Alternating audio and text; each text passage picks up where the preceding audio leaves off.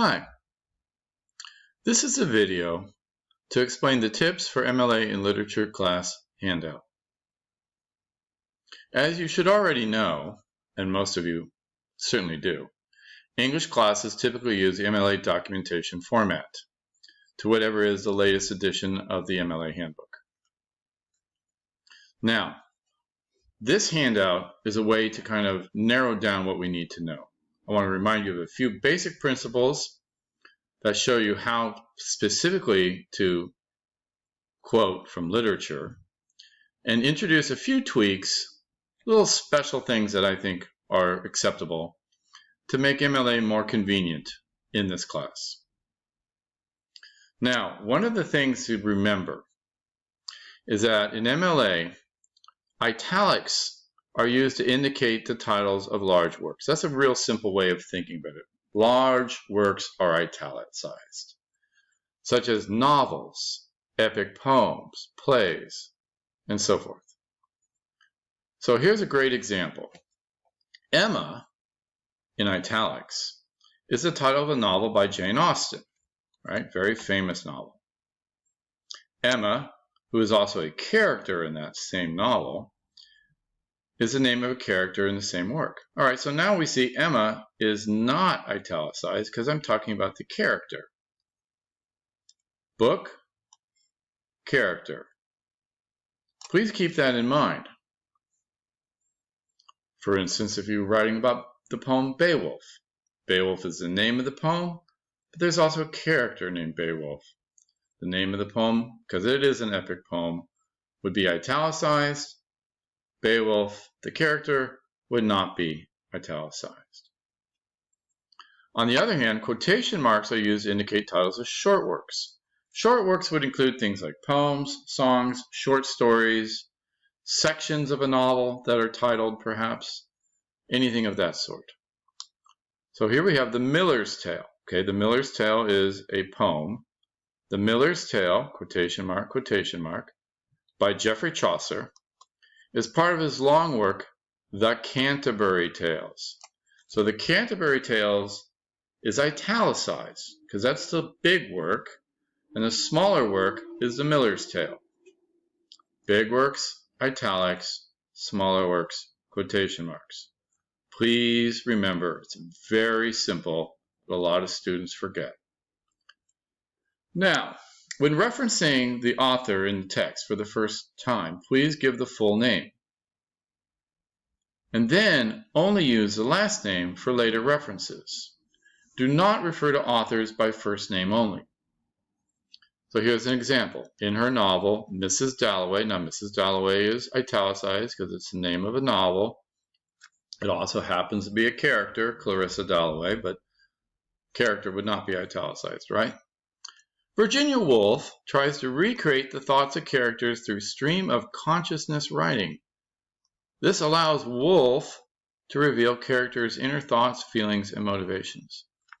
So again, we see full name here, Virginia Woolf, last name only here, Woolf. We do not say Virginia. Now, in terms of page references, for prose, cite quotations by page number, if available, of course. For poetry, instead of page number, we cite to the line number, if that's available, using the word line the first time you cite and leaving it out thereafter, okay? Because in MLA, the default is page number. So if you're going to do something other than that, then you write the word line.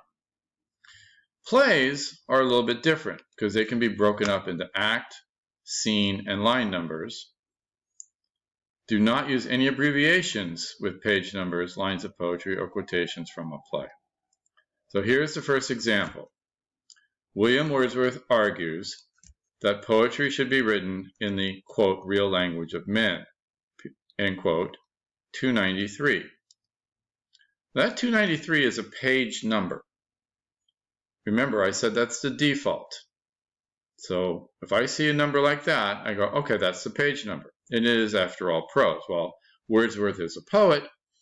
This particular quote comes from an essay that he wrote called Preface to Lyrical Ballads. On the other hand, in his poem, Essay on Man, it looks as essay, but it's really not prose, it's poem, Alexander Pope proclaims that, quote, whatever is right, end quote. And then it says the word line, then 294. So in this case, 294 is a line number, but I know that because of the word line in front of it. Last example.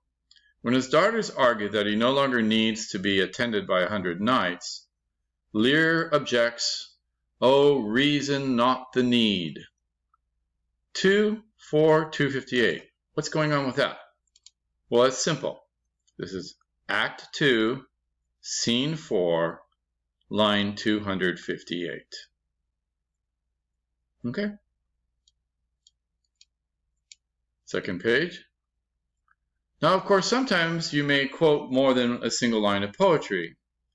Use a slash, or forward slash if you prefer to call it that. Use a slash to indicate the line break. Here's a quote. The watchman in Beowulf, again, that's the name of the poem, says, quote, anyone with gumption, slash, so that's the end of this line, and a sharp mind will take the measure, again, another slash, so that's measure is the last word on that line, of two things, what's said and what's done. Lines 287 to 89, period. There's no need to repeat the hundreds digit because it does not change, but we do repeat the tens digit always, even if it doesn't change. So this is actually from 3 lines, 287, 288, 289, and you can see that that corresponds to these forward slashes. On the other hand, if you're going to replicate the line breaks, particularly when you're quoting 4 or more lines, you could set it off from the left-hand margin and then preserve the line breaks. When you do this, you do not use quotation marks around the quoted material because setting it off has already done that. John Dryden uses the imagery of body parts to humorous effect in his poem McFlecknoe. So McFlecknoe is the name of a poem. It's also the name of a character, but in this case it's the poem. We see the quotation marks. And then you see 4 lines of poetry. No Persian carpets spread the imperial way, but scattered limbs of mangled poets lay. From dusty shops neglected authors come, martyrs of pies and relics of the bum. And then you see the line numbers are cited here. Presumably we've already used the word line before, so I'm not repeating it.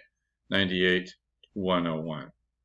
Notice in this case, the period comes to the left of pagination. That's the only time that happens, is when you have blocked things off, set things off. And again, remember, no quotation marks, again, because you've blocked it off. Now, there are a few tweaks that I offer up. These are not strictly kosher with MLA, although I don't think that it's a real huge problem.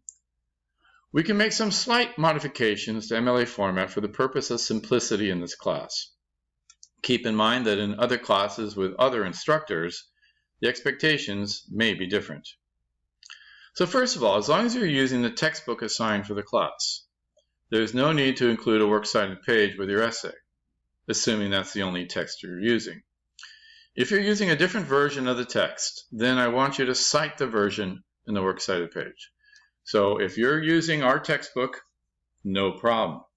If you've chosen to use some sort of other source material, you need to indicate that on the works cited. Now, unless otherwise noted, I do not encourage the use of secondary materials outside of our text. I want your opinion, not someone else's ideas. Again, this is unless the assignment specifically asks you to uncover some additional research.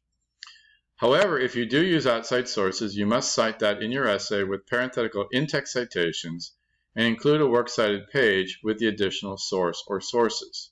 Okay? So now you're back to using the traditional MLA format. Please remember to do it correctly. As long as your essay is referring to the work for that week's assignment, there is no need to repeat the author's name in the in-text parenthetical citations. So if you're writing about Shakespeare, I don't need to have Shakespeare, Shakespeare, Shakespeare, Shakespeare, Shakespeare in every parenthetical in-text citation. Just give me the act, scene, line numbers, or line numbers if you're just talking about the sonnets. Statement 4, sorry, not a question. If you cite any of the prefatory materials in our textbook, use Greenblatt et al. As the authors for the in-text citations. Greenblatt is Stephen Greenblatt, the editor. Et al. Is a Latin abbreviation. It means and others, because Stephen Greenblatt worked with many different editors to put the materials together. But we're not going to list them all. We're just going to list Mr. Greenblatt. Dr. Greenblatt. My bad. As the authors for the in-text citation, along with the page number. Again, if you're using our textbook, there'll be no need to use a works cited page to cover this material. Okay? Again, if you have any questions about this, please contact me through Canvas.